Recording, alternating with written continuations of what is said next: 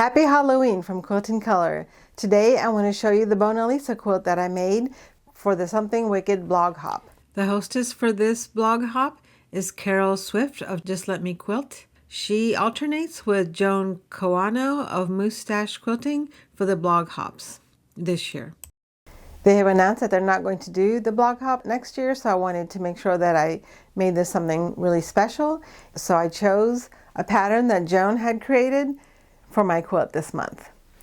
So here is the Mona Lisa quilt. It's not complete yet. I still need to add the binding to it, but it is, all of the applique has been secured and it has been quilted. In this video, I'm going to show you how I made this quilt from start to almost finish. I just wanted to make sure that I got it out for you for Halloween. And hopefully you can avoid making the big mistake I made on this quilt. And then at the end, I'm going to give you a close-up of all of the details on this quilt. The pattern that I'm using is the center panel of the 2024 Cackling Stitches Mona Lisa Sweater Emporium Block of the Month quilt. I am just going to use the center panel by itself and using that as a door banner. I thought about adding a house to the background of Mona Lisa to go with the other quilt that I have that has a graveyard and a house, but I decided against it at the end. Here are the fabrics that I've chosen. I thought this one would be a nice accent fabric. Maybe I could make a pumpkin, maybe a light in the window, something like that. And these are also supporting fabrics if I need them. Haven't really decided on these. This one is a music fabric. I think this one will probably work well for a background. Nice dark background for a spooky Halloween theme. And I also chose some gray. Maybe this one could be the house. Thought this lighter color could be the tombstone. And then I thought I could just use the lighter color here for the skeleton that's in front of the tombstone. But hopefully I'll have enough to make the whole skeleton from here. But it's just going to be a very neutral scene with just a few pops of color throughout there. And so what I've done is I've gone ahead and traced the pattern of the skeleton onto the fusible paper, and then I'm going to fuse it to the skeleton fabric, and then I'll see where I can go from there. So the pattern itself was really nice in that it was all nice paper size that you could trace it, but my paper is wider, so I went ahead and found other ways to arrange the pieces onto this fabric. So if you do have a regular size paper, you can use the pattern just the way it is, but I was just using an odd shaped piece, and I also have an odd shaped fabric, so I'll have to just see where I can fit all the pieces onto the fabric as I go along, because it does get narrower as we go along. But I do think that this fabric should be enough, and if it isn't, then I'll just have to find another piece of another color that might hopefully match okay. I do have the white that I'm using for my Elephant Parade quilt, which I think will work fine even though it's not white. I think it'll be fine to add as an extra part if I need it. So I'm going to go right now. I'm just going to go ahead and press the pieces onto the back of this fabric and cut it out. Okay, so I've gone ahead and pressed the fusible onto the fabric. This is the skeleton on the whitish grayish fabric. I think this one will look really good on the skeleton for the bones. This is called White Christmas. We're going to use a Christmas fabric for Halloween. And then I ran out of fabric, so I went ahead and used a couple of the pieces are going to be white. We're going to have a glow in the white, glow in the dark skeleton. And this is the band for the yarn. Have the tombstone pressed also with the fusible, and this will be the name on the tombstone. And then I decided to go ahead and use the orange for the yarn, so we'll have orange yarn here, and then with the white band. And then these are the knitting needles, so the knitting needles then will be green. Just something to keep things a little bit interesting. So I'll go ahead and cut these up. I'll cut out all these little pieces and we'll go from there. I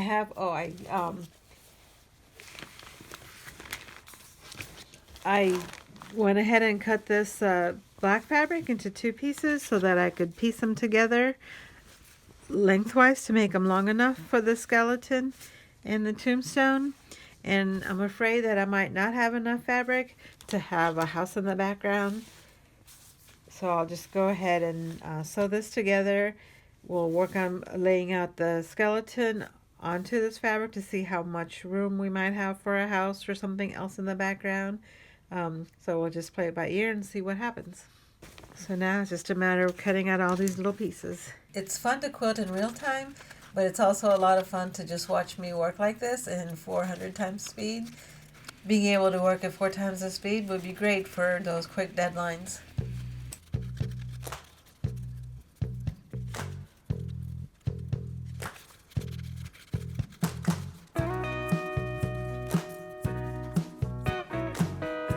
The nice thing about this pattern is that the letters are already reversed for me, so I didn't have to go through the trouble of doing that. It was just really simple to just press it on the fusible and start cutting. I'll go ahead and cut the rest of these off camera, and I'll see you back here. So here's the letters on the headstone. The letters are going to be moved over a little bit to make them centered once I get them onto the background fabric, but I still need to cut out the headstone before I do that. Okay, so here's where the project stands so far. Here's the headstone with the letters and the yarn. I had a couple problems when I was working on this. When I added the fusible to this fabric, I put it on the wrong side. I'll show you here. You see all the shininess here on the front of the fabric? Never do that. The fusible goes on the back of the fabric. Here, I tried to peel off a little bit of it to put onto this because I did not want to cut a whole new piece of fusible. So even though the paper is here, there's only a little bit of fusible holding on to this, but I think that'll be just fine. The other problem that I have here is that the letters on this thing don't stand out very well to my eye. Looking at it from the camera, it does look like there's enough contrast between the letters and the headstone, but looking at it from with my eyes, there's not that big of a difference. So I'm not sure what I can do now. Is one thing I thought about is maybe putting like a lighter gray, at least behind these letters, and that way they would be more of a contrast. The other thing, it's not a problem, but I kept walking by this fabric, the scrap.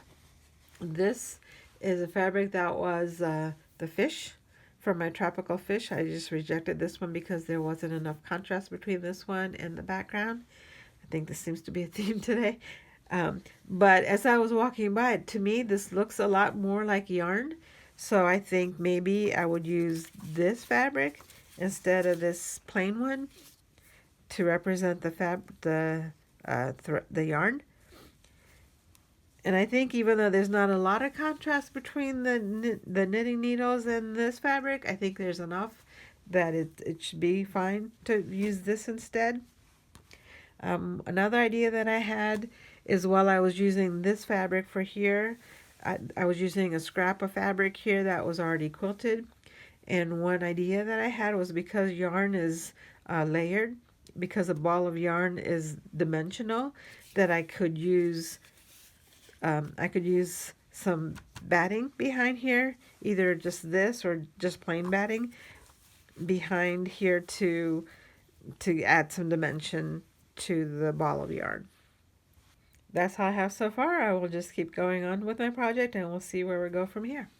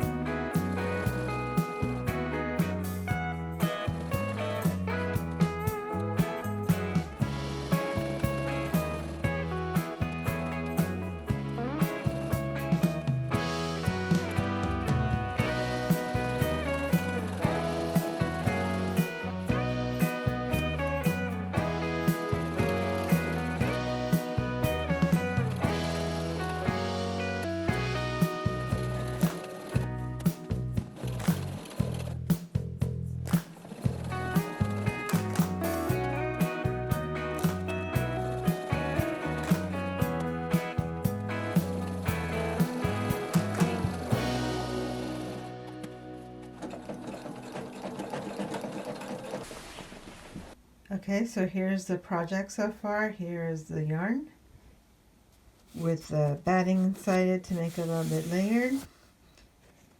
And then here's the wort. I haven't stitched down the letters. I think I'm just going to do that at the end as a part of the quilting process. And then there's a big expanse of fabric here where the skeleton is going to be. So here I've gone ahead and cut up the little pieces. There's all sorts of pieces. So this one looks like a cat over here. And so we can just add the pieces here. Here's the arms. And another arm. This one looks like a Bluetooth headphone. Maybe a little bow tie. Some feet. I think I have another foot. Here we go. Oh, there it is. We've got our cat. Okay, I don't think it's supposed to look like a cat. I'm pretty sure that Mona Lisa is actually a person who's a knitter.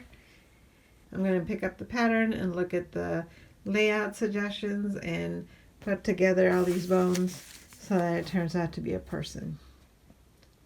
Wish me luck. I'm not going to actually print out the layout and put it into the onto the fabric. I'm just going to go ahead and wing it, which I understand is going to cause me some problems on my own. And I promise not to blame the pattern designer when I'm not following the directions the way they were presented. I make quilting videos on this channel. Please be sure to subscribe so you don't miss any of them.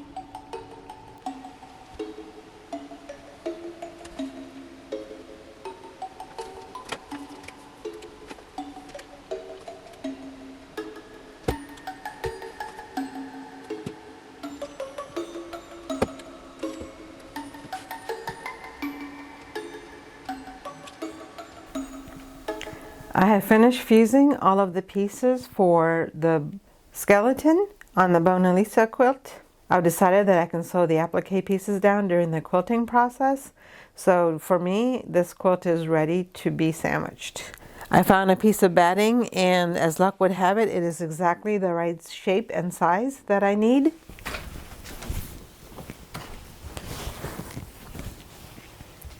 And then for the background, I found this piece of fabric. There's really no rhyme or reason for this one except that it's just a nice big piece and it's been sitting in my stash long enough, and I think I'd just like to use it up. It's 2006, so I think it's a good time to use this fabric up. So now I'm just going to go ahead and sandwich the quilt.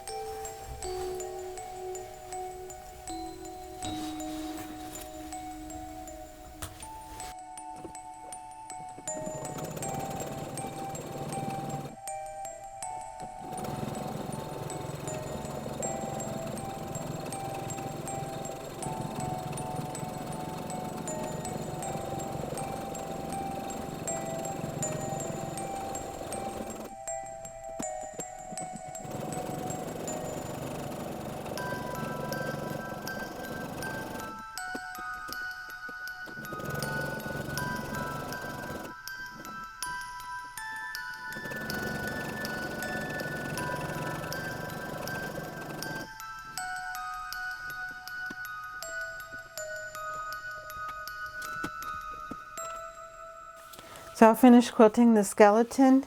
Basically, I just secured all of the applique with the quilting stitches. So you can see on the back that they're stitching here. I did not separate, I didn't cut the thread as I was moving from place to place. And it's kind of tempting. Let me show you here. It's kind of tempting to leave it there because it might look like spider webs. But I think I'm going to go ahead and cut it out because there's no spider here. So it's just going to look strange without that. So I'm going to just go ahead and cut off all the little extra threads so that all the skeleton pieces look like they're individually sewn. And then once I do that, I'm going to change my thread on my sewing machine to the black so that I can stitch down the eyebrows, the letters here on the gravestone here, and then also the background. I'm not really sure what I'm going to do for the background. I'm thinking maybe just some swirly lines to make it look like clouds or something, like low-hanging clouds. I don't think it's going to need very much quilting at all on the outside anyway.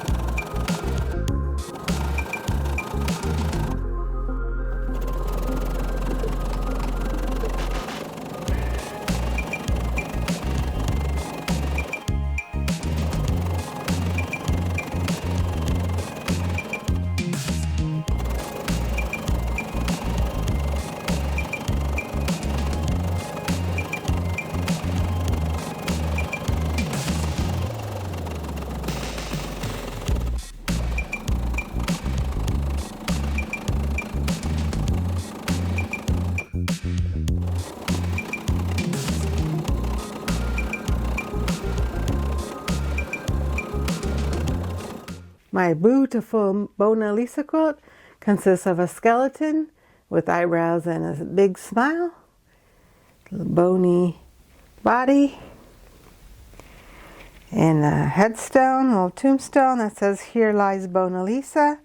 And apparently Mona Lisa is a knitter, so there's a ball of yarn and some knitting needles right there for her afterlife. She's a very happy skeleton.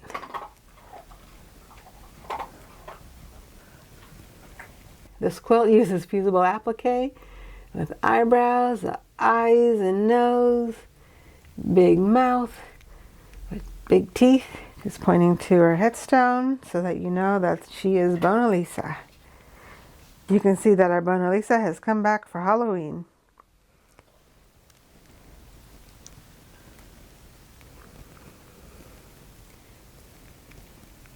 The background is a nice musical notes fabric. The bones are made with some nice fabric that looks textured. There's her eyebrows, her eyes, her nose, and the tombstone are made with this dotted fabric. And that's also going to be the binding when I finish that part. I ran out of the fabric for the bones, and so I did use some extra fabric for some of the bones here, for the bigger bones, but it looks just fine in the quilt. I use this floral fabric that's been in many of my other quilts this year, just trying to use that up. And then finally here is the yarn. That was an extra fabric from the tropical fish quilt. I really enjoyed making this quilt. I look forward to finishing it off and hanging it up on my front door as a door banner for Halloween. Let me show you the back. Here is the back of the quilt. I use the same color in the bobbin as I did in the top. And so you can see the black that I used when I was combining the applique and the quilting, as well as the actual quilting itself. There's some colors that you don't see as well because those were made with the white, with the lighter colored thread, and then there's some with the darker colored thread. So her eyes and her nose are quilted, but you cannot see them. I do need to cut some of these threads off where I was traveling from one piece of applique to the next. But that's all part of the finishing process for me. But I like the way it looks in the back because it does kind of hint at the skeleton there, but it's not quite so obvious because of the lighter colored threads. This is mostly a door banner and not a lap quilt, so I'm not really worried about what it looks like on the back. I've had a lot of fun making these projects with Joan and Carol throughout the year. It was just a great way to be able to make a small project, to be able to give me permission to do something that was out of the normal finish your quilts that you've already started rule that I have for myself this year. I think I finished more quilts this year than I have in any other year. And a lot of that is thanks to Joan and Carol for all of their support and encouragement throughout the year. I wasn't able to join them every single month, but for the months that I did join, I had a blast doing it. I hope that you enjoyed seeing this Mona Lisa quilt. I'll put a link over here to the last blog hop quilt that I made so that you don't miss it. Thank you for watching. I appreciate all of your support, and I'll see you in the next video.